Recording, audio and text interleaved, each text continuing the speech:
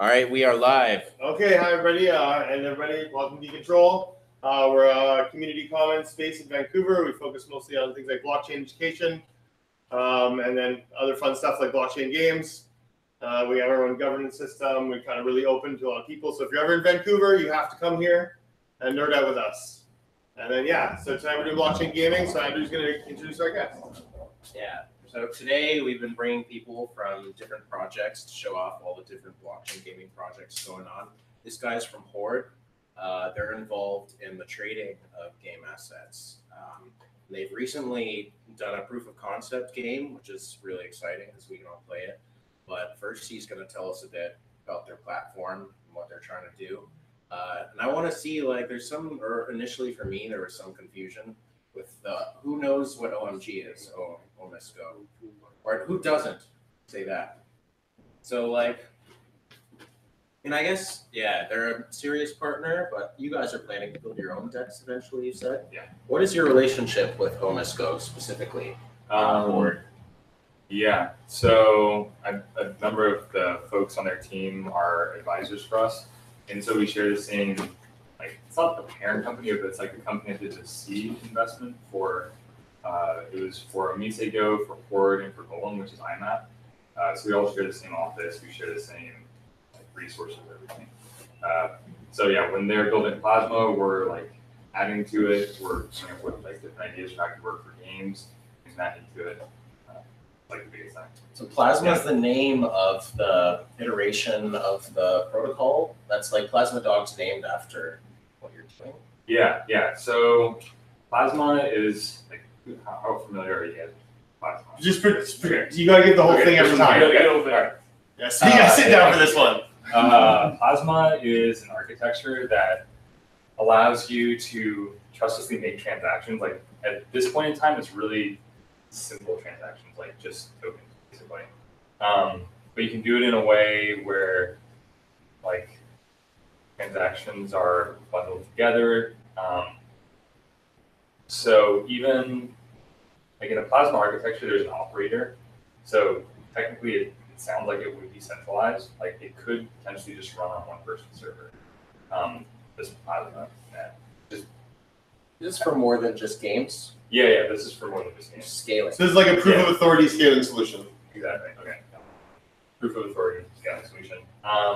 And so the proof of authority part is the part about you can run this network on a server or something like that. And so the proof of authority is that there's one company or group in charge of running that server, and they're the authority. So you're kind of trusting them, except that you don't necessarily have to, because it's a scalability solution to just be able to process more transactions per second.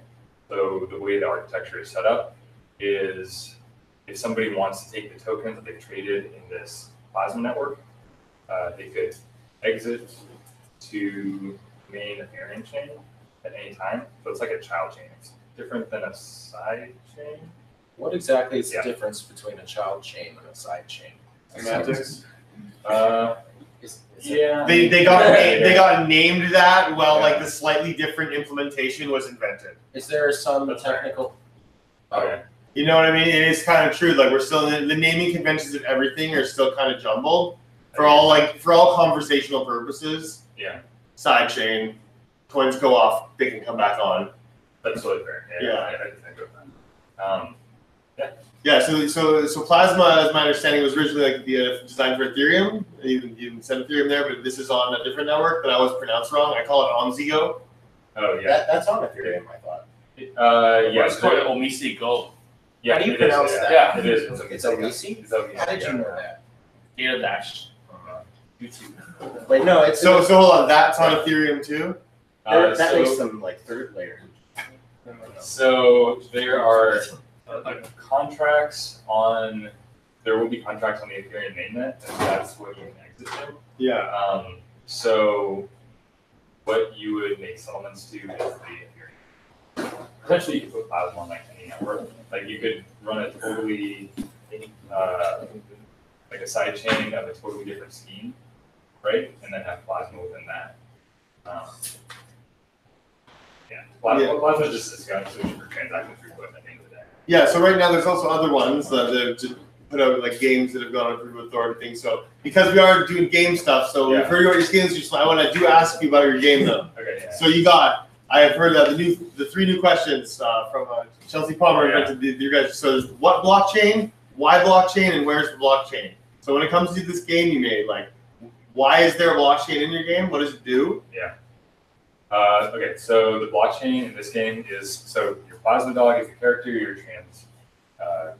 transversing or That sounds culturally named, right? He's chasing orphan blocks. Oh, it's great. The enemy naming is so good at this game, dude. Yeah. So it's like an educational thing, right?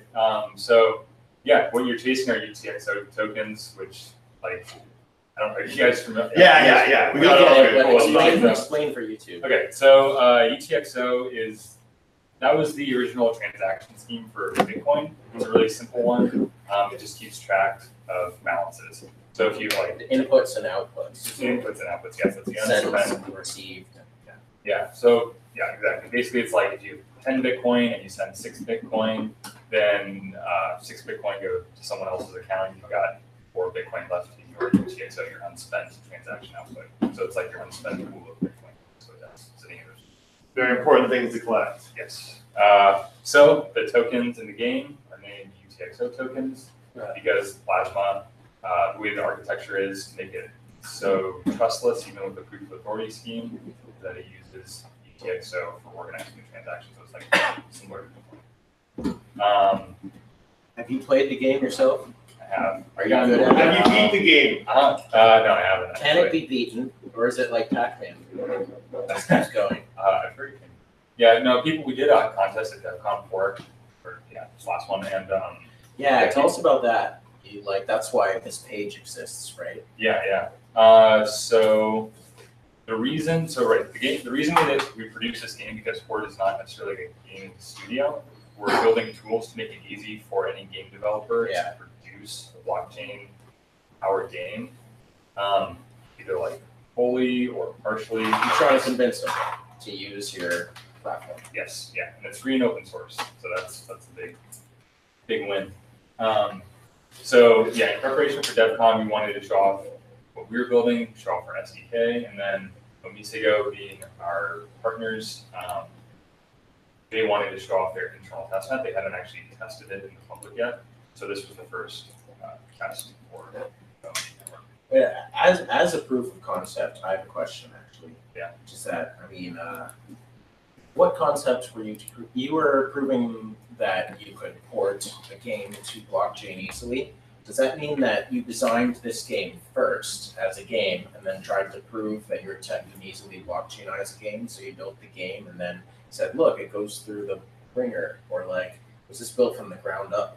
It was built from the ground up. Yeah, so Plasma Dog is named after... I'm playing live right now. Awesome, yeah. So June is the CEO, the founder of OmiseGO. So his dog is named Plasma. So it's his dog in real life. Does it look like that? Yeah, it always does, It's like... his dog specifically. His dog, less blue, more brown. But his tongue's always thick, and that was like the one that we... He's furry like that. Yeah, he's a lab. That's pretty cool. Yeah. So the tokens are UTXO tokens, and then you'll see bad guys, and they're named after different bad things that can happen in the Plasma network, such as like fraudulent exit, right, or attempt to double spend. Yeah, all of the I made it pretty far in this game. Really? The first day I learned about it, I made it pretty far, and I really liked the naming convention. Like all of the bad guys, and I was surprised that you guys didn't run out of ideas sooner, but then I felt like you just were never going to run out of awesome named bad guys. Yeah, that's true. And then we had to start naming some big guys. No, wait. You want to prove about exchange of assets, I thought. Does that mean this game has assets? I actually only played the first level. Oh, sure. Assets one could collect that if this wasn't testnet could be traded on an exchange for value. Yeah, exactly. So we kind of proved, I think. Yeah. What's on the chain? We answer that one other than me sending the quarter token to start the game. Yeah. What happens on the blockchain? So 3 things happen, right? Yeah. So as you mentioned, you get tokens when you start your account. You get 5 tokens. So it's like getting quarters at an arcade. something. So it just means that you play 5 plays, you play the game, and that's going to be your high score at the end. And then after you spend the 5 tokens, then you start back again at 0, or plus 5 more tokens, and you can go for a high score one more time. So those tokens, like the hoarders, they're called, that's on-chain. The UTXO tokens are also on-chain, so you're actually racking up the balance.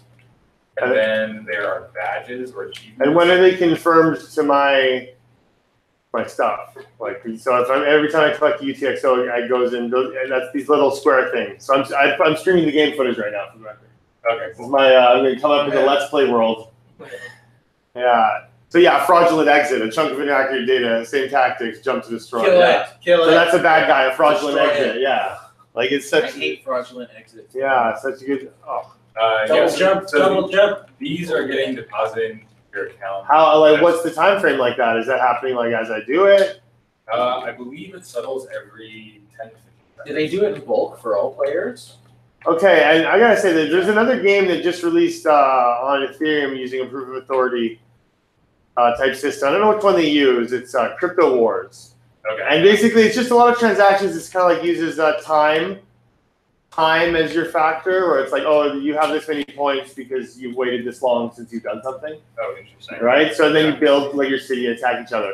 And they started a tournament, and immediately like the network got lagged out. And this is supposed to be like a scaling solution on a side chain. Right. And there was a proof of authority. They have 5-second blocks. I don't know.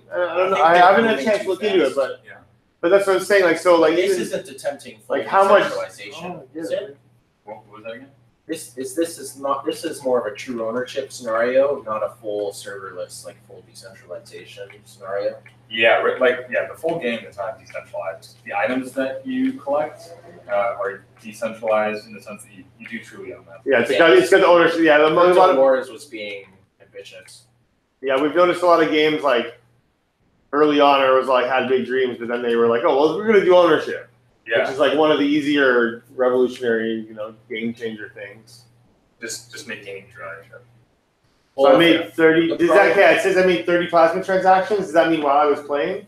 Or is that just the point structure? Yeah, right. So for each one of the UTXOs, you collected 30 of them, so there's a transaction for each one. Oh, okay. And then one of the other proof of concepts that we wanted to show is if you're using Plasma as a scaling solution, then you're going to save on transaction fees. So instead of paying, I see. So right here it says transaction cost saved. So that would have been $2 to collect all those 30 That's a pretty plasma cool tokens. parameter to show people. Yeah. By the way, if he dies, one of you are allowed to play. Yeah, if someone wants to rock in before it starts getting harder. I will say one thing about this game specifically. There's a lot of difficulty traps where like you can't see what was coming. Yeah. So it's like not fair when you get die. hit. Yeah, like it's not fair when you get hit sometimes because there's no way you knew to make that blind jump into like the left-hand side of the screen instead of the right-hand side. Exactly. So I was a little peeved off at work when I lost my last life to something like that. Yeah, I was thinking I was playing over the course of the day, and I lost my last life to some real. I was still salty. It was like 3 weeks ago. Hey, it's on the testnet. Somebody's required to play, actually, so I should say. It was Cyril on our team, the lead blockchain dev, who told me that that's the way Enter that to past the text screens and only on that. It's only the up is jump. It makes it slightly more fun. It's only enter when it's worth the contest that we held. I was like, well, couldn't people just collect all the tokens? But sometimes you just skip past them. Like, there's no way you could have known that you can't go collect those again. Yeah, or even it happened in the early level. I almost called it out. You kill that. When I jumped down. Yeah, sometimes you have to make sure that you jump off the bad guy's head and you only one bad guy to jump off of. A double. Not where you're like trash the mechanics and your throw together game. We get you guys just do this together. It's like a proof of concept and stuff. So that's cool. I'm not gonna save those. Yeah. Once you jump past them. But then also, if you could just go back and get them all, like there's no game that allows that. That's why you got to grind. If you want the 100% high score, you shouldn't be able to just take longer and take the longer to get it all. You got to grind and remember every jump. Yeah, you grind. You got to remember every jump. Yeah, those kind of speed trials. Yeah. Kill the coins. So, is there any way you do like time-based aspects of it? So, like you only have like 10 minutes to complete the as far as you can. and then you can do it in like 500 blocks. Oh shoot! Yeah. I mean, you definitely did. Clearly we don't have that implemented, but that would be relatively I mean, that'd be an easy thing to implement. How much fluctuation do you get on the sidechain? Like in times of blocks, is it fairly consistent? Like you do 5-second blocks, you're gonna. Yeah, what's your time? Block time? That's a great question. I'm pretty sure it's 15 seconds on this one. I think it is too because I saw it say that earlier somewhere. Yeah. When you're requesting the 5 orders, it's only 15 seconds. I mean, and again, that can be tinkered, but. And so you're expecting like just people to run their own plasma sidechain when they want to, and you guys are kind of providing the plasma software out there. So like, okay, here now you can run your own. You can these are other configs you can do for your project, or is there planning on being like come to the plasma sidechain to get all your scaling fixed? Yeah. The way that we're building our SDK is that we're being pretty solution agnostic in the sense that we're not claiming that we know what the best answer is, and there's trade-offs for like everything. So if somebody wanted to run their own proof of authority chain, then they can totally do that. Like the big game developer would basically choose to do that. If they wanted to open that up as a proof of stake chain, they're free to do that as well. Okay.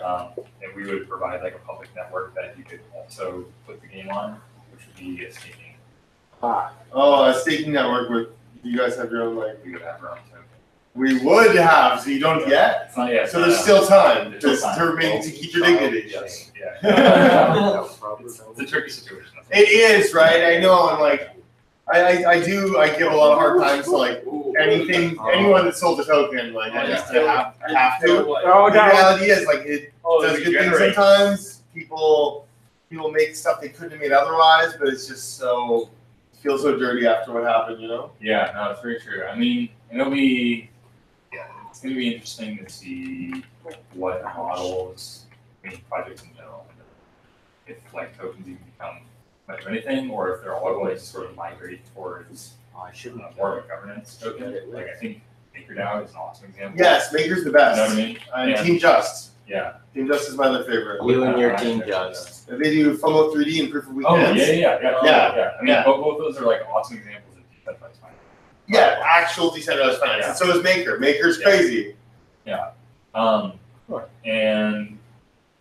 so it's kind of hard, right? Because everyone wanted to sell their tokens as utility tokens to be able to sell them to U.S. investors. And then you got the wrong mindset from the start. Yeah, totally. But I think, at the end of the day, like most tokens are all on security. Like there's going to be some. Otherwise, there's no point. It's got to make you money. Otherwise, you're just wasting your money moving it around on the Ethereum network. Yeah. It has to be a gain for you somewhere, or else it's just going to cost you gas to do nothing. Yeah, the only one that I'm kind of on the fence about, where I could see an argument either way for being utility or it being security, is Augur's reputation token. Yeah. Simply because it functions as a proxy for acting as an oracle. Like you don't actually need to stake. Like you use like what the minimum is, like 0.1 reputation to act as an oracle. So in that sense, it is a utility token in the sense that you need to hold it to be work to network. Yeah, the loom is like you need to hold one. You need to hold one loom to use the loom sidechain as a user. Yeah. But if you buy more than one, then right, it's like okay, if you only needed 0.1 to do that thing, why do you have 17,432? Yes. And why did you buy them down here and sell them up there? You know what I mean? It's like and that's what everyone does, right? They just wait for Moon. Yeah. I'm guilty too. Don't worry. No, yeah. we all have blood on our hands. Ouch. Yeah. This game's getting harder. Sorry. But It gets harder fast. yeah, interesting point about the decentralized finance. I mean, what is the group's like general feeling about that versus a lot of stuff? Well, okay, so just so you know maybe a little more about us. Yeah. We've been around for like 4 years, almost 5 years now. No. We've just basically been doing Bitcoin education at the start. And then we do just crypto outreach and education now. Like a lot of the companies that from the city, their people got into crypto through us. When I say us, is like it's not me. It's just a general. Like I've taken a year off. You know, I was around at the start. I took a year off. I come back, like meet new people. The spirit's the same. We just host free events, outreach and education, and good times. Co-working space. We offer membership. So basically, no one's in charge. We just The DAO that you guys have set up. no, it's not decentralized. It's just the owl. It's an owl, yeah. Yeah. Owl? Yeah, the AO. I call it the owl. Taylor likes it that way. Taylor likes AO. Mhm. I like owl. Man. It's a fully open source governance project. I view it as a douge. Yeah, oh yeah, it's the Dowge. The Are you Dowge. guys gonna plan to continue this game ever and take it to non-testnet? Yeah, I mean, I imagine that we will. I know, like, we'll do something for Denver, or we'll introduce skins potentially, just to like show some novelty. Yeah, one thing we've wanted to do, like Yeah. we've talked with a couple others, was like we wanted to put a browser game on our site, blockchaingaming.com. We would just have to pay for that, but we haven't made any yet. But if you wanted to put a game like this on there, that might be fun to do. If we could. Yeah, can we embed your game or what? Yeah, that should be fine. Yeah. Yeah. But yeah, I mean, you can just link to it, but if you want to actually embed it and like get. well, eventually, I think you know how there's like so many free browser game sites like games.com. Yeah, Armor like all Games. those. Yeah. When I was a stupid kid in school, I knew all about those, right? Yeah. And I'd be like, I'm totally studying. And like, it's the same, but for blockchain. Imagine if they can earn. Yeah, just by People could play Plasma Dog that way. Yeah, what's something? What are some of the other games that you guys have enjoyed playing? Actually, like Uh, watching. I don't play many browser games yet. That was one thing. I play a lot of apps. Like I do Spells of Genesis, Yeah. and I do Augmenters. I have both of those on my phone. I play whatever Ethereum throws out. Yeah. Yeah. Counterparty games. Fuck you, bro. Yeah. They're still good. They're games. Dude, they were first, dude. Well, I mean, yeah, I remember what They're still Spells going. of Genesis. I'm waiting for like TPS and like. But you're I right. think The they're- Ethereum ones have taken over. Yeah, right? most of that. Yeah. And they've actually considered switching, but they're still going with it for now. It looks like. I mean, I've seen them from time to time in some of the different like blockchain. You can get their games, dude. Dude, I always get hate, man, but Tron's got an EVM too. Yeah. I always get hate, but Tron's got an EVM too, guys. I bought Tron the other day. Found my bags. Well, Tron has a huge fund for blockchain game developers. Team Just is building a Tron game. The Yeah. guys who make FOMO 3 are building a Tron game. And I was like, oh my god, really, guys? You're gonna make me buy Tron? Or They did, and I did. Were you also a gamer? I've lost wrong bag. I think Yeah, I got EOS too. Anything they make a game on. Yeah. Mostly, I mean, if I was playing, it was like Fires or StarCraft. So you weren't ever like a console gamer. Some console stuff, but StarCraft. Well, the point with the console games, it was all about the third-party support. That was why the PS2 was so killer. Because the game that you came out, what console is it on? It was always the PS2, right? Ethereum best gaming console 2018. Now it's like for Tron, they put out $100 million fund for blockchain game developers to attract the third-party development to their console platform. You see the analogies here, right? yeah. Like you guys obviously want the same thing. Other people putting games on your platform. You should redo Hunter Coin on the Plasma chain. Yeah. They're going for their own blockchain now. They're trying Zaya. It's been a long time. I don't work directly with them anymore, but I'm still interested in a fully decentralized game. It's very hard to do.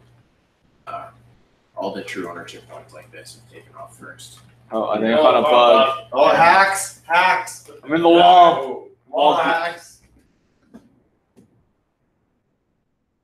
Man. There's a new Sour Toby game on Android now. Oh yeah, right. Or wait, there's making a Saratobi too. I thought. Is that, well, there's like a beta version now. Well, what's the new Android one? I played the old Android one. You just Same swing game, it. it uses like a lightning wallet and the rewards are tips. Or you find Oh, yeah. coins in the game that are like little lightning payments, like 3,000 Satoshis. He's on Counterparty too. So you can see there's like a definite community sprouting around different platforms here. Like if you talk to other Ethereum blockchain game devs, like the engine guys, and like Yeah, engines around here. They're from around here. Oh yeah, I guess. their CTO guy, yeah. He's pretty cool. Yeah, he's awesome. Yeah, and they sponsor DogeCon, so they're extra cool. Extra cool. Yeah, I always give extra credit to companies that go on a limb and sponsor the giant Doge event. Oh wait, could one use both engine and Hoard? Is that possible? Yeah, I mean, I wonder. I think you probably could. I've talked with them a little bit because like we're all in the same space. We're kind of competing in a sense, but also at the end of the day, So early. yeah. You You don't have even to know know if all you're the competing enemies? yet. I mean, That happens sometimes. you know what I mean? I don't know. It'll be interesting to see. I wonder. Interoperability is always good. Yeah, and like everyone talks about like You're gonna stop screen sharing, but I'm gonna keep it on the board. Two projects working Did you together. say hard spoon? Yeah. Can you define that versus hard fork? Yeah. Okay. So our board. What's a spoon? Yeah, what a hard spoon. Yeah. He used that. He has to explain it now. Yeah. Okay. So and you guys are familiar with like hard forks. Yeah. Well, for anyone who's not, Coverage. 30 seconds. What's a hard Okay. fork? Hard fork is if there's one project or protocol or whatever it might be, and it would be open source. And maybe there's a difference in opinions for how this protocol or project should develop.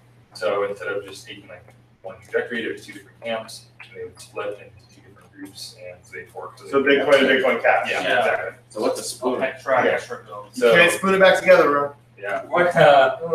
Sounds sexy almost. I'm about to hear differently. Yeah, potentially. I mean, I still wonder. I'm open to the idea of it, that there might be two projects or two marketplaces that are working to achieve something similar, and the incentive structures are The separated. opposite of a spoon or a fork? Like, so it would be, yeah, exactly, it'd be the opposite of a fork. So two projects come together, right? Like two spoons together. That's pretty good. So I like that idea also. It Yeah. often has token economic difficulties because backers, like sometimes it's easier to merge to one token, and sometimes there's existing backers who prefer both tokens to coexist. There's so many complexities. I've dealt with that with projects of my own. Yeah. Dude, Toronto. that's rough. I tried doing the light jump. One there. Toronto Vertical should spoon together. Tron Ethereum, spoon, hard spoon. Yeah, We're Toronto both Vertical. going to proof of Um, stuff I don't like. Because with any sort of, Literally everything just hard like a bonding curve, and curated list, curated registries, It's gotta have to work, man. there might be two registries that are competing for the same type of information, but they just develop separately, and then when they become aware of one another, there might be an incentive to then somehow combine them in some way, actually one registry together. Somebody's gotta play. Hey, does anyone want to play? I'm gonna do it again then. Every time you just look at this, like, maybe I should. I like Incentive. games. Incentive. We need incentive. Like, You It's need testnet. incentive to play games? Yeah, that's what I was thinking. I was like, it's funny that me and him are both like right up in there. Like, that's why we're hosting this you meetup. know, Ethereum bounty, maybe move something. Yeah, so they that. We just lost our puppy. Oh no, Yeah. we're without Still puppy. plasma. Yeah, we still got Plasma, bro. Wait, remind me. So 1/4. Yeah. That's what? That's not your ticker for your coin. What is No, that? that's just a random useless token. Okay. Just like represent the quarter. Yeah.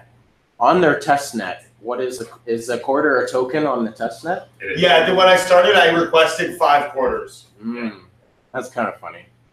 Yeah. And it costs to buy more. Think about what your mom will give you, you know, back in the day, like 5 games. I mean, it's free. Just That's a request good it. point. If this wasn't the testnet, the quarter acquisition process. Yeah, you'd have to pay the gas, and Is they there just gonna be give an you. ICO for the quarters and stuff?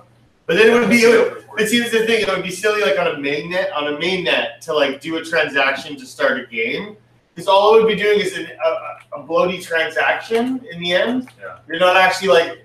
Yes, you're limiting how many times the player can play by forcing them to pay gas, but basically, you're making them do something that doesn't really affect the game and just bottlenecks them financially for nobody's game. Like, it doesn't help the developers, you know. Maybe it doesn't help the network just having an extra transaction. It's like we're using blockchain, right? So when it comes to mainnet, it's hard to justify things like that. Like start a game with a transaction. I would agree. I think that like the most important thing that comes out of blockchain gaming is that you slowly start to develop like a decentralized intellectual property culture or movement similar to like decentralized finance. And I think that's the most interesting. Yeah, I think more decentralized finance games is what I want to see. Like I was like a Like huge, Team yeah, Just. like proof of week kinds and FOMO to me were like just most interesting things because they were like fully contract-based games. Yeah. They had gameplay elements, decision making, human interaction. Bots will, in theory, bots won't beat people, but people will build the bots to beat each other in the end. But like something like proof of weekends, you don't have bots playing that game, Right. because it's a financial game theory game. So you're making decisions that matter. Thanks. Right? So like a lot of the stuff, it's like blockchain games or games in general. It's just like you're just making decisions that don't really matter. Yeah. So if you're going to be on the blockchain, a financial system, your decisions have to matter. Yeah, Sweet. but I think like a lot of the activity that players end up engaging in, like the institutions that they develop themselves in games, that's like the most interesting stuff. Yeah. And if they start having true ownership of the items in their games, they'll start coming up with like their own financial contracts or games, like creating a guild in a game could be you stake a bunch of your items, and if you betray your guild, you lose the items or things like that. So it's a long time coming until we start seeing stuff like that, but I think just the true ownership is a place to start. But you'll start seeing those like financial incentive structures and things like that, like subtly integrated into games. But it's going to take a lot of Like self-emergent stories, like where it happens and they didn't plan it. Yeah, that's the most interesting content is user-generated content. Yeah. And the best story of that is still Hunter Coins, but it was a story where they broke the game in the process, it was still epic. Like some, when the game was fully decentralized, things like 51% attack had a different meaning, right? Yeah. Like with MotoCoin, the winner of the level mined the block. And in that regard, if you won twice in a row, you can now screw everyone. Yeah. And that's why all the working models like this don't do that. It's very difficult. I think for me, one of the things I want to see out of games is because there's always like a fee attached to use a blockchain. Like there's always something somewhere. It's not free to interact with it. What? Someone's got to pay. Someone's got to pay. Yeah. Meta cartel might be like meta transactions, but they're like it's sponsored transactions. Like the game would. But that doesn't scale. Yeah. Right. So my thing is that players of the game, since we will ultimately be pay to play, which is okay. Games cost money to play in general. Yeah. Right. So we're just paying on the blockchain. A good player needs to be able to leave with more than they came with, by nature of the fact that if they don't, they're going to have to continually pour their own money in, and therefore it's not sustainable. Good players need to be able to sustain their play, which because we're paying and it's blockchain means good players have to be able to financially gain, even if it's only small amounts. There has to be something, or else once we play the game too much, there'll be nothing left. By definition, not everyone can do that. 50% of us must lose. More than that, because the game costs money naturally to play. Yeah. So 60 or 70% of the people have to lose. Yeah. And it doesn't have to be a big loss. But there has to be a loss. Yeah. And I mean, okay, so there is a really, really awesome paper, not blockchain related whatsoever, but about video games, written by a guy out of Indiana University, that talks about why video games should just start paying players to play the games. The whole idea is that I think it's 0.25% of players pay for more than 50% of all in-game purchases. Oh yeah. Brutal. Yeah, so that means 99.75% of players are being subsidized by this very small percentage. But that's like kids. No, that's the entire model though. They make a free game going after the whales. That's a kid who stole his mom's credit card. No, dude, that's people that got rich and just don't give a fuck. They can throw 10 grand into a mobile game, dude. It happens all the time. Like someone who put in 2 bitcoins to play Pokemon Go. Yeah, dog, that's someone I know. Not you, right? Yeah, that's me. Oh. Use skill, bro. Skill. Yeah, 40K. No, wait. Your old question about who's paying 2 Bitcoin. No, not 2 Bitcoins. Like Bitcoin a bit. Like in the mobile games I play, Augmenters and SOG, because so many of us are playing now, we're live. Yeah, you're live. Okay. Do that? Basically, the developer pays the fee, but there's a lot of us playing at once, and that 1% who's doing they have it it goes to your phone bill, and you can get the crystals in game and get it that way. So 1% of the players be doing that, and that's been enough for them to be able to afford to pay transaction fees for the rest of us. Basically. Ooh. That's been the standard so far that users don't. But that's the difference with Ethereum games and hash games and all these Ethereum games. Gas is expensive. They expect the player to buy into an Ethereum game. These counterparty games don't. That's Yeah, what- they had it's more because time to Ethereum work, just though. gives away money. That's what I see. You know, it's all about. We just buy things. You know how many JPEGs I own? Oh wait, if this was not on a test net, would we need money? I guess we need the quarter token. Yeah. Yeah. I mean, if that was the mechanism that like saved, I think that was more of like a fun thing. That for free. Yeah. But, yeah, but I guess we wanted to monetize it. So. This is not the kind of thing you want. It's kind of this is for fun. Yeah, I would exactly how I want it. Unless like maybe there was like skin. Well, monetization. Yeah. In that way, it's always good. I think. Give people costumes. If they buy them, it's like, good on you. Made a cool costume. Someone had the money to give you for that costume. They knew exactly what they were getting. Yeah. Which was like a costume for a character in a video game. They knew. Wizard makes money. Right. There's no speculative involved. Well, I mean, Maybe you'll be powerful later. Yeah. But no one will buy that if it's not MMO, because the point is to show off to the other players on the massive. No, dude, it's all like shit, Fortnite and shit. But that's also assuming. Well, On I mean, Fortnite, other people Yeah. get to see, wow, he has the fucking cool stuff. Yeah, like all the shooting games and shit. Who Yeah. else will see in this game? Anything with like multiplayer.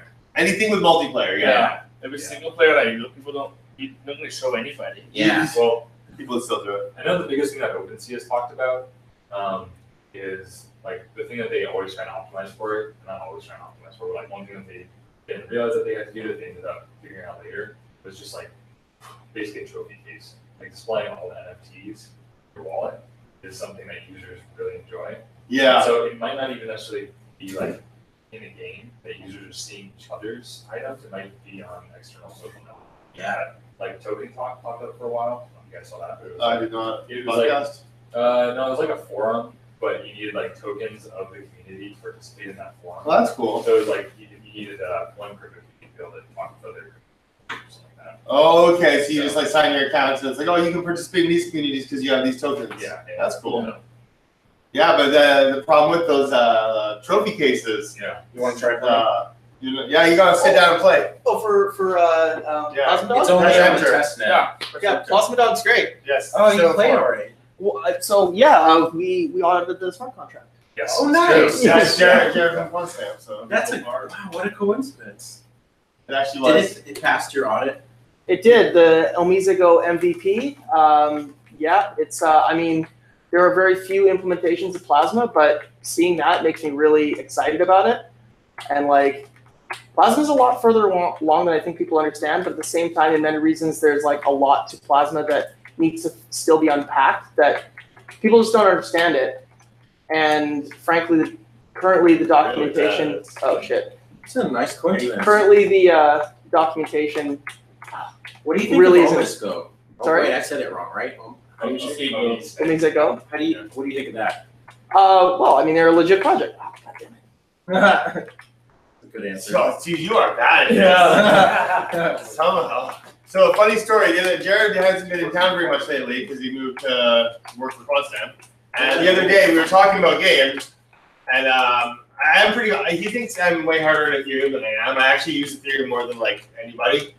I think like I use it like the most, so, like every day, like multiple times. You're critical because you love it. Yeah, I He sound hates like the one he loves. Thanks for throwing me under the bus. yeah, but he was easier. But he was like, "Oh, you gotta check out this game, Plasma Dog, and like look into like this crazy." And I was like, "Oh, dude, they're coming in 2 days." Yeah. I was like, "You're coming in 2 days." Like, trust me. I was like, "I know Plasma Dog."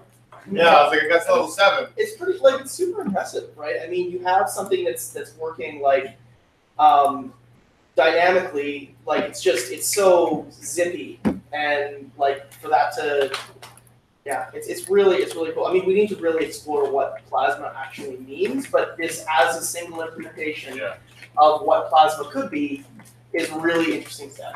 What I like about it that is maybe a little bit subtle is it proves streaming money, Yes. which is something that everyone talked about when Bitcoin first came out. It was like, just imagine if YouTube could pay all of their content providers just as views are coming in. You just start Yeah. streaming money to accounts. It's immediate. But we got caught up in transaction fees and all that, and so that never really happened. And Plasma might be one way that we get to do that. Actually, you've probably seen like the last month or two. There's been a lot of like deplatforming happening. Yes, On the yes. So now a lot of these like Patreon replacements and these kinds of things, like the use cases and the demands are like here now because people are getting censored and banks are like telling MasterCard to tell them they can't fund them anymore. And, like, I'm Yeah, Coinbase is deplatforming now too, even so. Like straight up, Coinbase kicks off Gab. So first, Gab's the Twitter alternative with more free speech or whatever was like, oh, we got all our banks will work with us, so we're gonna go to Bitcoin. And I mean, let's be clear, it feels to me like they picked Coinbase first on purpose because they wanted to see if they get kicked off because they're Coinbase and you'd expect something like that. And sure enough, it happened. So the waters have been tested. Like thought crime, Coinbase polices thought crimes. Yeah. No crimes committed, and Coinbase will kick you off their network if they don't like your politics. I know. Watch out. No, I just always rag on Coinbase. Coinbase also closed the accounts of all the Spain team. Oh, did they? Oh, the team. Yeah, like the performers and stuff. Yeah. Which I mean, that is in their terms of conduct, but I mean, depending on how you feel about that. Yeah, no, most of us think that's kind of bullshit. Yeah, to do that. Like, come on, like Coinbase, what's the point? Like, you're not breaking anything. Yeah, they're literally putting it through a system where it's like tracked. Well, Coinbase is no the bank, so like. Yeah, Coinbase isn't. Oh yeah, see that. So the banks are like, oh, you can't serve them. Yeah. Exactly. Yeah, they have to do what the bank said. Yeah, that's kind of the problem with like regulation in Canada. There's a lot of regulation like by proxy, where you're basically, crypto's not really regulated very much, but if for the exchanges, if you want any banking relationships, you just have to do everything they say, and they're like way stricter than like what regulation you actually have. It's way stricter because if you want to keep banking relationships, they're like, oh, we need £1 million of KYC per customer, right? Like, there was a point where our ATMs were making you stand in front of them holding an ID, fucking handprint, like palm scanner, hold an ID, text, swab with like a text as well. Like that was and now it's like pretty relaxed. Like you can go, there's like 20 ATMs in walking distance here. With varying percents that are like no KYC stuff. You're not legally required to KYC at Bitcoin. Yeah. Apparently, you're not even legally required for huge transactions. Like, but like just doing them, you're still gonna do other stuff. But like, apparently, there's no like you can do huge transactions with Bitcoin. There's like no regulation yet. It's coming. Yeah. It's coming, but it looks like we will get to keep our life a little bit. Like, it will still be good rules, but everyone's still gonna be governed by the banking relationships they want. I think it should also be noted that despite all the anti-money laundering laws that exist today, money laundering is like exploding as a rampant business amongst banks. Yeah, to perpetuate. It's a good business model for a bank to launder money. It's like it's kind of what they do. Like, and I believe the big thing was going around lately was that a bunch of fines the banks paid added up together was more than the Bitcoin market cap. Oh, yeah. So like not just like how much is laundered with Bitcoin, like the total fines they paid were worth more than all the Bitcoins. And you're worried about what money we're laundering within our already small system? When you're fined. The thing about that is how little their fines are relative. For example, if you launder $1 billion, your fine is maybe $1 million. Yeah, cost of doing business. So if they're fined, that means their actual laundered money is vastly higher, basically, is the implication, logically. Yeah, Deutsche Bank is the laughing. Deutsche Bank, yeah. They paid the biggest one lately. It used to be HSBC. They just had their offices raided in Germany. The office raided in Germany. They collapsed. Once they collapsed. Oh, yeah, that's right. Yeah, that was a good one.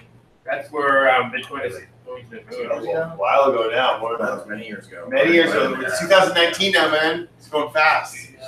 Yeah, the year of the blockchain. I can feel it. Is there? Feel it. Some cool stuff they could have made that in 2018, so maybe, I don't know if you're going to perhaps. Half of each always? Yeah. It'll be interesting to see how you interact. Yeah, but I mean, when you start getting excited about like your lightning payment going through and like this or that, you're just like, you realize like we are still early guys. Like I keep making the comparison to an internet club in the 90s. Like last night, some dude was like, we brought up a lightning receipt on our screen. He scanned it, SSH'd into his home computer to paste it there to make a lightning payment to our beer machine, and then a beer comes out, or a pop comes out. Well, and then the whole thing is like, oh wow, it's so exciting. think about what just happened, and it's just like people nerding out about emails. They're like, man, I just clicked this button and I sent you this message, and it went all through this internet, and it came to you over there. And like people used to get excited about that, and we still get excited about transactions. So like until people stop getting excited or like worried when they're doing this stuff, it's like mass adoption is not a thing. I think we can like. I think we'll start to see mass adoption when start to see sort of like almost this culture that we've kind of cultivated within the blockchain space, Bitcoin space. It starts to get kind of until Bitcoin and blockchain stuff is as cool as tattoo shows were in the early 2000s and like made it all just uncool. We haven't reached mass adoption. Yeah. 2018 is definitely like the year of the Chads. You know, like all the people who didn't do anything until last year, and all of a sudden they're just like all about crypto and like blockchain and stuff. Crypto. How come you guys decided to start the blockchain? Oh, me and this guy specifically, we're just nerds about games when we still nerd I out. got the domain years ago. Oh yeah, he bought blockchaingaming.com years ago. When I got it, it was $2,000. Now I tried to get blockchaingames.com because I wanted them both. Fuck you all. Yeah. And he wanted $40,000 for it. 40 grand. Wow. It's a good domain. So we're just he knows. He knows what he's doing. Sell for like. Dude, the reply email that guy gave was like, go to blockchain. It's like go to blockchaingames.com right now. It's a sales page. He's mad that He tried to trying to talk it off. Well, I think he's charging too much. clearly. Yeah. Dude, we're niche inside niche. He doesn't have $40,000 months ago too. Yeah, he doesn't have enough. Yeah, you could probably get that one swoop in and be like, "Hey, I'll give you less this time." Yeah. We just spend years don't ago, gotta work that much anymore. Yeah, like you gotta There. nerd out about this stuff, right? Like we've both been in Bitcoin for a long time, you know, and like it's like fun.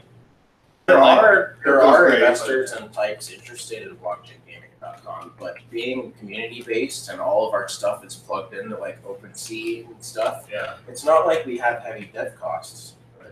I don't think we have a need like for other projects. I'm more interested in talking to investors. But for this, it's so easy. Everyone has an API. OpenSea has an API. Auctionity has an API. The news broadcasters, we can just plug in all these people on our sites, and their servers take off some of the load. Very fun. We'll be a portal for everyone. For A everyone, neutral portal. even for Tron and Neos. Evil as long as I keep that dev fund open. And as long as games keep getting built. But yeah, we basically just decided to do like a more focused thing. I mean, when it comes to this space, like over the years, the content style just kind of shifts with time. So like certain years would be a lot more like outreach and education, maybe a lot more interview style content. Back in the early days, we would just bring in someone on stream. And then we've had like, you know, we had like Roger and Andreas back in the day on stream, right? Because like you could get a hold of anyone back then. So it just kind of shifted over time to different things. The guy who was here at the dog earlier, he did like a year of I think Block Talk, where like it was kind of more on the couch style there, you know. So like every year, maybe the camera points somewhere else, you know. Maybe the style changes. Lately though, it's mostly like we haven't had like anything without a live guest in a long time. Like that's one of the big advantages of the last couple of years is that like there's always someone coming through town for a meetup, someone who's hyped about something and wants to talk about something, you know, like or just someone who's hosting just educational content, right? So this was for us, like he had the domain, and we were like, okay, what else can we do? We gotta, you know, do something here. We gotta do live events. So this, I think, are like fifth or sixth one. We've had a live guest every time. Yeah, I was surprised we pulled that off for like blockchain gaming. I think we're gonna run out. Yeah, we're running out real fast. Yeah. We're running out of live guests. Yeah, you were a definite lucky one. We're like, oh, you sound like it's a game, and he's close by. I was like, shit, would you come? Yeah, no, that's really cool. I mean, yeah, as far as I'm aware, it's the only one. Yeah, no. But It's more just to have content and kind of like just we enjoy it, you know, like you know, you're not into blockchain for a long time unless you like actually like believe in the stuff and want to build stuff out and help I also teach. built my altcoin portfolio early on. I made it all in blockchain games. Like I made a lot on 100 coin. Actually, the key was so my dad funds ESL Coin, one of my projects, and at first he was like, "I don't trust you to fund anything." And I was like, "Buy 100 coin," and he came out like 10, 20 times. So and he's like, "So what should I buy now?" And now it's like my family does that. Blockchain gaming has been a bank for a lot of people, actually. Originally, I had a portfolio that was kind of like the S&P for blockchain gaming. Like, I had a little bit crystals, a little Nexium. So, like, my portfolio kind of matched the blockchain gaming space in some, right? And I tried to keep it that way. Although now I've reinvested all in my startups, including gaming.com. So I don't have that portfolio anymore. And Andrew's a true believer who just keeps building for many years now. Well, we should restart it though, right? The S&P of blockchain gaming. Yeah, I think the world's largest decentralized convention that happens every year. Yeah, how many years ago? I'm gonna marry him on the blockchain. I keep saying it wrong. I'm gonna perform the wedding ceremony for him and his wife. Oh wait, I keep saying I'm gonna marry him. I'm like, I'm gonna marry Andrew at CoinFest. I'm like, oh, I say it wrong. So I ordained shit. He's already married to her, but they're not married on the blockchain. Right. So I'm gonna do that. Yeah. So CoinFest is every year in April. April 1st. It's not a joke. Yeah, you can meet Riri, my wife. Okay, we gotta stop all talking to each other though. We are still streaming. Just remember that.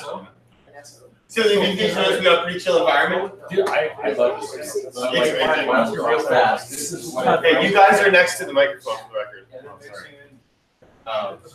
You're just talking. So what are you most excited about, or what are you most optimistic about for blockchain? That's what we're gonna do.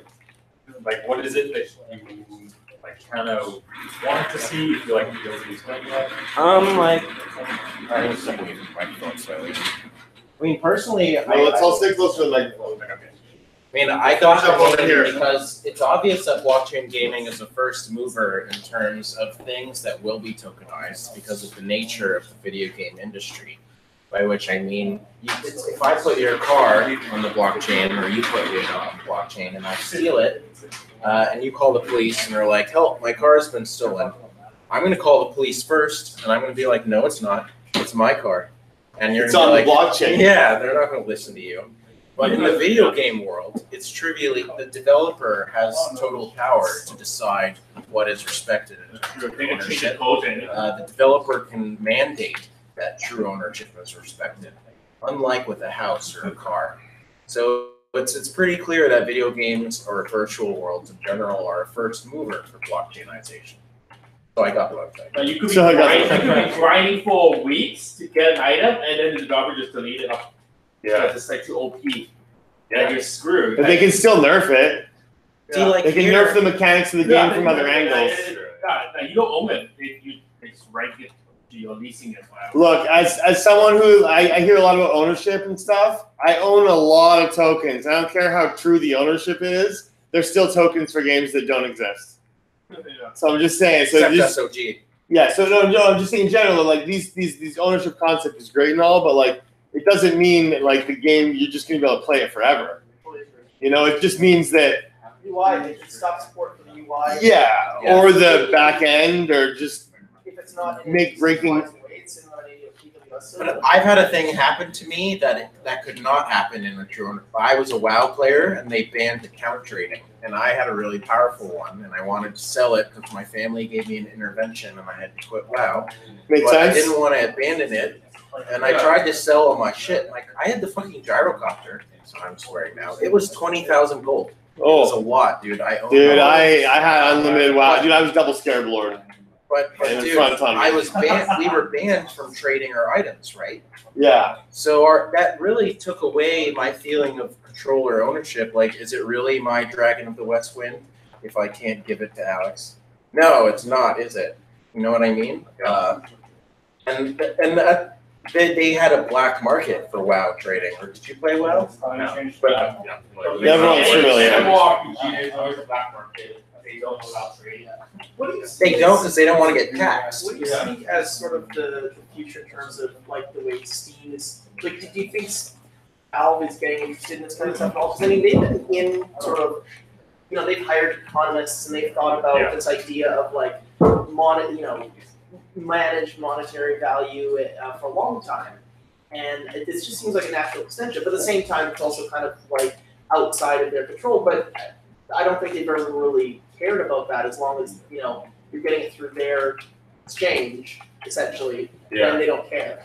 Yeah, sometimes you hear people blockchain gaming conferences, making the analogy that like Steam is it's the banks of games and stuff like that. I don't know if they've taken, I haven't heard them take a strong position one way or another, but they come out with statements that make it clear that they're aware of problems that could be solved by blockchain, like the amount of account hacking that goes on. Like that's obviously a thing, and so I don't know. That's I'm sure they like love to crack down on schemes when they're trading outside of their office. Yeah, right. And if you were to embed any sort of like a remittance aspect into the contract of the token, then every time there's a transaction, they would automatically get paid, so they shouldn't care if it goes on secondary market or not. I think their concern is different from their concern is that the IRS actually came to Blizzard and claimed that if the items on the auction house are worth money, they wanted to levy a sales tax. Sure. And so Blizzard maintained, no, they're not worth anything. We swear. See, we banned trading, and they've maintained that illusion. I mean, on the Steam platform, they have market, like you can go look at charts as to what items are worth. They're actually non-fungible items, but they're all more or less worth around the same amount. So you can see the general movement of the market on top of this generally non-fungible, say, skin. Does Steam have to get a sales tax for that? Yeah, some taxes may apply depending where you're from. Huh. I'm just curious. But they certainly That's like why- give you market. Like I'm looking at this, like maybe I should get into some skins if I'm used to crypto. Yeah, get that dang skin gambling. Oh, this skin's gonna moon hard, boys. Got the rares. I got a technical question. Yeah. Like, let's say a player comes to the website, they download or they start the game on their browser. So let's say there's your server where the game is coming from, and then there's the Ethereum chain, and then there's the channel chain. So what kind of information goes to the server, what kind of information goes to the channel chain, and then to the Ethereum chain? Is this Flash, JavaScript? This is JavaScript, yeah. This is using, I think the engine is called. Yeah, it's open source. But the JavaScript connects to the Ethereum blockchain, or Yeah, so testnet. right. So the game itself is being hosted on the server. The actual graphics, the gameplay, the mechanics. Yeah, it's not on the blockchain. Yeah. You're not like right when you're pressing like go right. You're not sending a command on chain or anything like that. But what is on chain is all the items. Yeah, every time like this thing, like, boom, I just did a transaction. And it's gonna every 15 seconds they confirm it at Plum. So which means Super rad. the server contains the graphics, your JavaScript client is downloading the graphics, and it's talking to Ethereum's testnet. Yes. Well, currently it's talking to the Plasma MVP testnet, but yeah, I mean, in theory, it could also. Oh, wait, so Plasma is not just Ethereum centric. I guess I missed that. Plasma, is that a multi-blockchain thing? I suppose you could. I don't know if anyone's familiar with that. Yeah, this guy, that feels like a Jared So, question. Yeah. It is an implementation. There is it's a spec of a way of right. If you have Lightning and state channels, then what other things can you do with the state channels, and at what point are they not Lightning? And outside of that, you start to get into ideas of what Plasma could be. It's really not defined that well enough, but It's not a maximalist to one chain though. no, it's essentially it's a contract type that does these types of like state channels that are what would be considered Plasma. It just happens that this one is implemented on a smart contract that would be for the Ethereum blockchain. But you could technically write one for say Zilliqa or something, I would assume. Yeah. Most people doing Plasma currently are probably doing Ethereum or no? Yeah, most are going to be doing Ethereum. I think this is really the only implementation, but given the sort of white paper came out now, a year and a half ago. I mean, that's pretty impressive. And there's still a lot to sort of unpack in terms of what that was. But yeah, no, this is the smart contract is running on Ethereum. Well, I guess it's Covan sitting on this MVP is sitting on Koban, or is it sitting on your own like POA now? Right, it's sitting on our own POA. Okay, so it's sitting on like a testnet, and then oh, you missed a transaction. Yeah, I know. What's the matter with you? I missed a few. I'm in speedrun mode now. Okay. Transaction. Look, I'm live streaming. I gotta get my Twitch followers, or all they won't want speedruns. I think. This isn't Zelda. Oh, do you Twitch? No. Oh, you should like stream these. I thought about making a YouTube show. Okay, check this. I'll pitch you guys my show live. I thought about making a YouTube show similar to one I saw before. It was called YouTube Drama Alert, where some guy would just like, whenever there was drama between YouTubers, he would like, breaking news. It's like this guy made hateful tweets, or like this company did this guy got fired all of a sudden. There's so much of that in crypto. Yeah. You could come in like every 2 days with like, and just like, I'm a hyper guy. Just get hype about the Bitcoin shit. No, you should absolutely do Yeah, that. I've been fixing them. And I'll set up a rig in my place, and we'll like, did you hear? Did you hear? Yeah. I think I'm done focused doing that already. Really, a drama show? Yeah, There's more room. Central. There's Like always Central? enough room. I feel like there's more drama to go around. He likes to bash. Justin and a couple others. Oh no! See, I bash everybody. There's enough to I don't discriminate. He's like South Park. Yeah, I don't discriminate. I bash everyone. I own EOS and Tron. You had to play the game, I guess. That's how it works. You wouldn't have downloaded that otherwise. Oh, you guys see the dang shit? Oh, I did it too. I had to like. Who's a good dog? Yeah. Plasma Dog's a good dog. I know. I think though platform game is the perfect like implementation to show, because it's as soon as you get it, it's like, yep, that's it. Oh. It's such a allows for a really good game mechanic.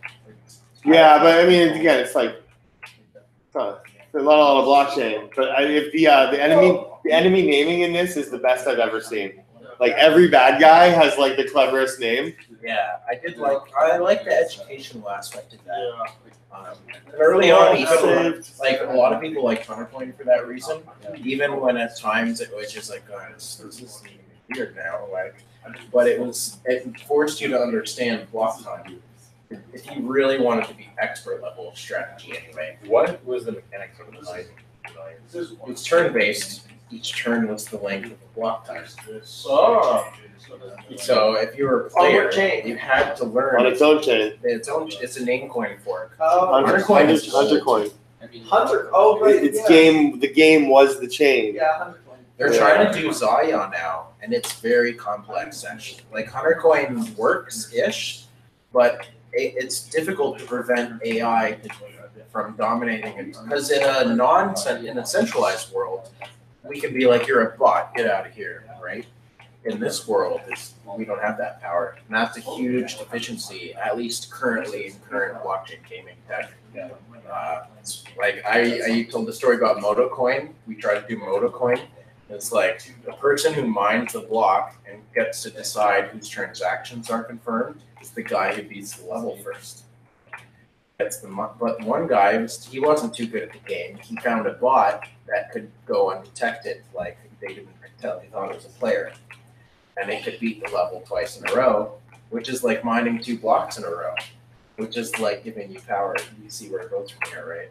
Yeah. We need to figure a way to deal with AI in a decentralized manner. Yeah. Like you can't have, like, and that's a huge fall point here, right? If this was fully decentralized, how would you control these NPCs jumping around? I guess these ones are programmatic. They probably just go the same amount. Or if it was, how would bots not just own everybody so hard? See, a collusion node. It's a bad guy. A collusion node. The node's trying to get the network on his side. You gotta kill it. Gotta collude. It's educational. I like this. Yeah, all the bad guys are great. Yeah, I just remember like every time I found a new one, I'm like, oh, how are they gonna find any more names? And then after a while, I was like, I'm just gonna keep the faith that they're gonna keep finding their names. It's very like a Aussie. Hey, did you make him play this yet? No, this would be a good one. They think most of my blockchain games are pretty dumb. I'll be honest. They're like, yeah, they're not. They're real games yet. Well, you know, they're only cool because they're on the blockchain. See, like that guy, that pissed me off too. I couldn't save him because I landed on the door when I fell down, which was right under the hole. Like, how am I supposed to know? It's bad level design. It's an early game, you know. We forgive them. Level design is different from technical design. That's whoever Two different- did the math. I can see that. So what's next for? Yeah, let's do a couple more questions because we've kind of divulged Yeah, into we'll turn like. this off soon. Any final questions? Jared asked one. What's next for like Hoard Exchange with regards to the Plasma MVP or other Plasma? We're not doing like ourselves too much with the Plasma MVP or anything like that, other than we're supporting OmiseGO, their development. So like we're getting access to their test nets to be able to make sure it works with our SDK.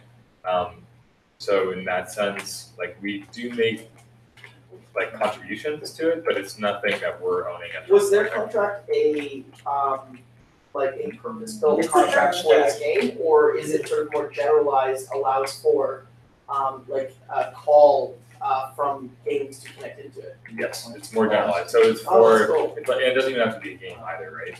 So the way that they have it set up is there are two modules, one for a parent chain and one for a child chain. Right. And yeah, then you're able to call out like balances from an address, something like that, if you want to create like a leaderboard for a game. Or yeah, being able to like send transactions from one player to another.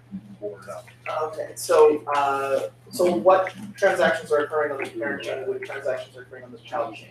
For this one, all of them are occurring on the child chain. There's nothing that we really need to produce on the parent chain. Although I think. Like, does it settle there at the end of the game, or does it need to? It doesn't really need to. Right, but if you were having a situation where like what you collected over the game, and that's like token issuance or something, or I don't know, then would you want some sort of settlement? If there's like some ulterior need beyond the game. Yeah, if like the decentralized exchange was operating like on the parent chain level, and the games, and the game was operating on like a child chain, and you would want to exit to the parent chain to be able to do like transactions on the exchange, that could be like one example. I don't really know, like for Plasma Dog, where you would want to exit for like these particular game mechanics. I don't really foresee that as You just want to be able to look at your account and say, how many transactions do you have? Oh, look, it's not as many as me. Is there a leaderboard? Yeah, it's the blockchain. Okay, good. Okay, it's already a are you leaderboard. at the top of the leaderboard yet? No, there's no official leaderboard, but technically you could parse everyone's. Fun fact, there is. There is? Yeah, is it official? Yeah, I don't know the address. I'll send you the address. I'll look it up. No, I don't need this. Absolutely should. I don't need this in my life. If you give it to him, he will make sure to hit the top. Yeah. I have a problem. I have a problem with leaderboards that my name's not at the top of. Gonna call all nighters. Don't you want proof for decontrol, like to the world that not only can we keep it for the home team for but we also farm out easy work to our kids. Yes. Here, don't do your homework. Just play this level. Yeah. Over and over again. Make Daddy proud. All right, Andrew, you want to come say bye with me? Yeah, sorry. All right, yeah. So we're gonna thank Chris. We're gonna thank Chris from Hoard for coming. See Bob Robinson on Twitter. I remember that one because it rhymes awesomely. Yeah, and, from Plasma Dog. We're gonna say it for Plasma Dog. Yeah, Hoard Exchange. Yeah. And I hope you brought some like stickers and stuff for our little swag shop, and just throw them all in there, and people get them if they think they're cool. We did limited edition Plasma Dog stickers. Yeah. Oh, yes. Yeah. Thank you. For sure. Yeah. All right. So thanks everyone for watching. We'll see you in a couple weeks in the afternoon for the news broadcast. All right. Yeah. 2 weeks. Oh no. Stop broadcast. Yeah,